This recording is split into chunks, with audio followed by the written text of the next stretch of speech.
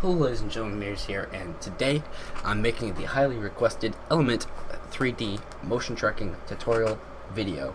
So, to start, we're going to want to import our cinematic. You should already have it imported and have it in your comp, but I'm going to make the comp with this cinematic because I can. And this is not a very long cinematic, so I'm just going to leave all of it. It is about 3 seconds of cinematic, so I'm just going to leave it all there. The first thing you're going to do once you've imported it, you have to make sure that you have not disabled audio on it. You don't want audio on your clip. You want to make sure you haven't scaled or time remapped your thing at all, that it's just the base video and cut to the section you want it. So then you're going to want to add track the camera on the clip. So to do that, once you have your layer highlighted, come into this. You should be able to. Can you do it from here? You can do it from here. Right click and hit track camera, and it will start the process of tracking the camera. And I will come back to you guys when it's done tracking. Alright, so our camera has tracked and solved, and you should have all these points on your screen right now. Typically, if it's not showing you the points, and that means you have another layer highlighted. If I were to click off this layer, the points disappear. If I click the layer again and then click the camera tracker, boom, there's all our points. So now that we have the camera tracked, what we're going to want to do is copy this layer right now by hitting layer and hitting Control D. Now I'm going to rename this bottom layer footage, and this top layer that I've duplicated environment, and you'll learn why I do that in a bit. So next, after we've duplicated the layer, and if you feel like you need to change the names, go for it, you delete the camera tracker off the environment layer. Bang. And we're going to come back here for just a second. Hit the camera tracker. We're going to find where we want this text. I think I want it right about there. I'm going to try to do this so I don't have to mask. I will make a separate masking video if I get a lot of questions on it. So it looks like I'm going to have my text about here. I'm going to highlight these points here. No, bad. Alright, around here too. That looks like a good area for our text. So once we've highlighted some points, we're going to right click the points we've highlighted. Oh, and all you do is click and drag for that lasso tool that I just used. I forgot to say that. Once you've highlighted some points, we're going to right click and hit create, null, and camera. We're going to leave that as is for now, and we're going to come back to this environment tab right now. Once we're on the environment tab, we don't have the camera tracker on this because we've deleted it, remember. We're going to right click the environment, right click it, go to time, and hit freeze frame.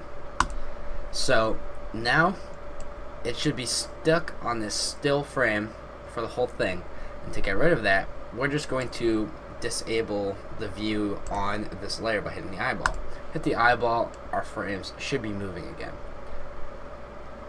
Once we've done all this, we need to put the text in, and not the Element 3D text, but the text of what we want it to say. For the case being, I'll have it say Emirs for now, and then we are going to disable the text. Trust me, it's only there because you need the data for the text. It will show up as a layer in Element, which is what we want. Now, after we've done that, we need to make a new solid. So, I believe it is Control-Shift-Y. I guess not.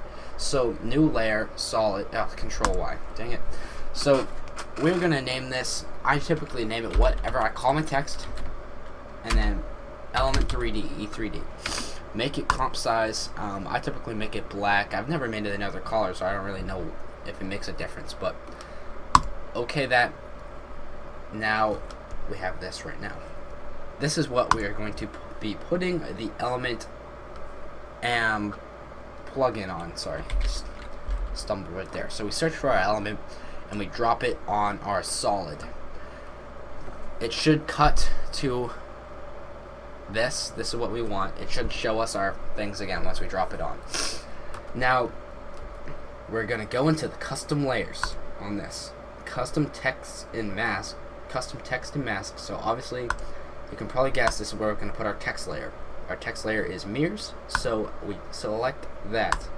Next we're gonna go into our custom texture maps, and this is where we're gonna put the environment. Once we've put those two in, we can go into the scene. And we're going to start creating our 3D text. So to make your text appear, you're going to hit extrude. It should show up just like that. And then you're going to want to hit this environment button here. There will be a drop down arrow here, which you will select. And then this is, it says custom layer 1 carrier5.mp4. This is our environment that we put in. Since we put it in and the custom texture maps, it does recognize it within the element scene setup. So we want to highlight this, which means reflections will reflect that. We're gonna hit OK. It might show up, it should show up in the background. Maybe not, I don't know. But we're just gonna put a preset bevel on it for now, or material, it doesn't really matter. Alright, we'll do this. We're just going to drop this gold onto it. Now, if you're wondering how you add your own texture to it, here it is. You hit these and you hit this, and you can browse for like an image or something, and it'll map it onto the text. Typically I put it on the diffuse, specular, and reflection. I think it looks pretty good. Illumination, you can mess with whatever you want. But for now, we're just going to leave the stock gold text. We're going to hit OK. We just need our text in.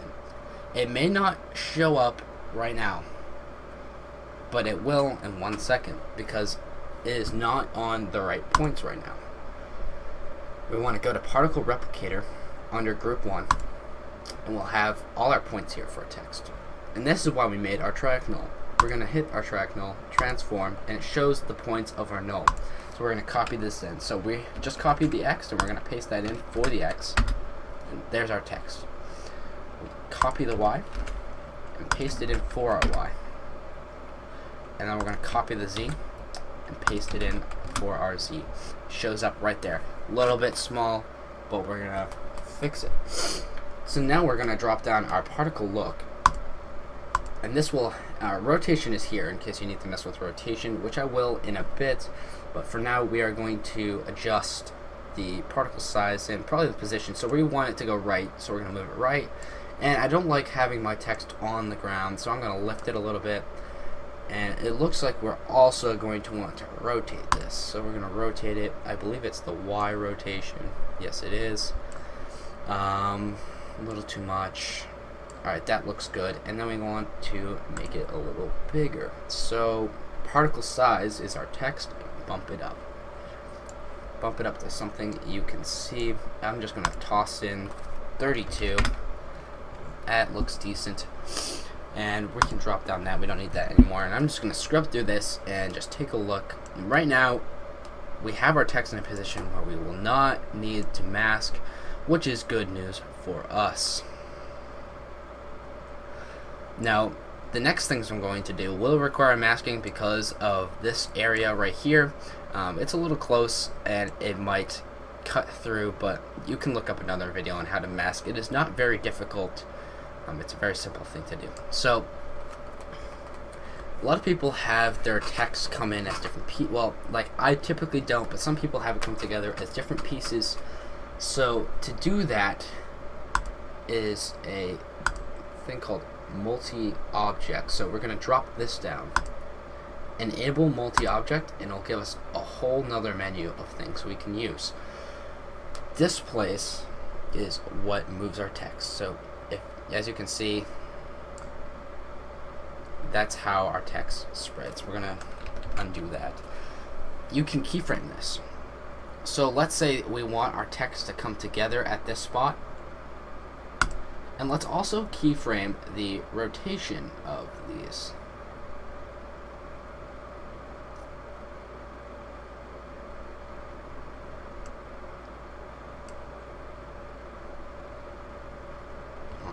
Alright, so this is the rotation we want to keyframe. This is when we want our text to come together. And let's say we come way back here.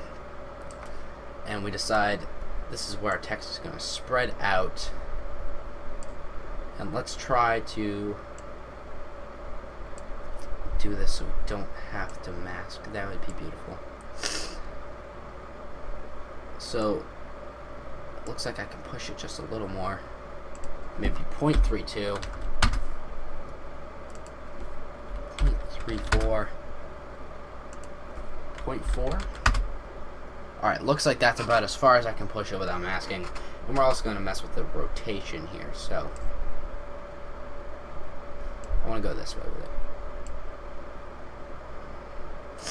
Now, if I were to RAM preview this, it might take a while, I don't know. Alright, not really. As you can see, now the text is coming back together, rotation is fixing itself, and the text is joining at that point where I made the first keyframe. That's how you mess with some of the multi-object settings. There's a lot more you can do with it. A lot of people make their text come through the ground. Basically, you just mask out that layer through the ground. It's very simple, and it will start to appear through the ground. It looks very nice. So, I'm going to render this out. I'll toss it at the end of the video. This is basically how you motion track with Element. It is not very difficult at all. I believe it's much quicker and much easier, and it's all in AE, and it's beautiful. The one thing I like to do at the end of this, though, is after I have messed with all my element settings, I like to pre-comp all of this into one thing. I hit this. Pre-compose, and I'll typically name it, it's like mirrors track.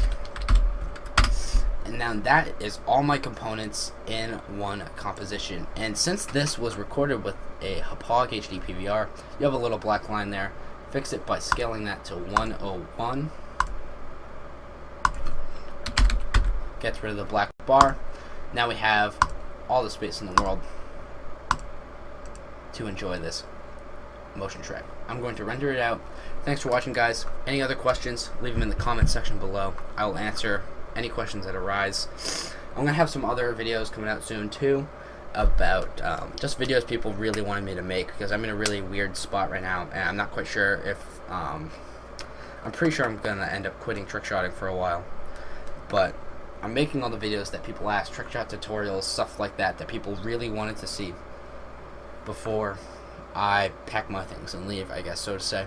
So, thanks for watching, guys. Leave a like in the comment if you enjoyed. Questions down below. I'll be sure to get to everything. I'll probably make some other editing tutorials in the future. That's been it. Peace.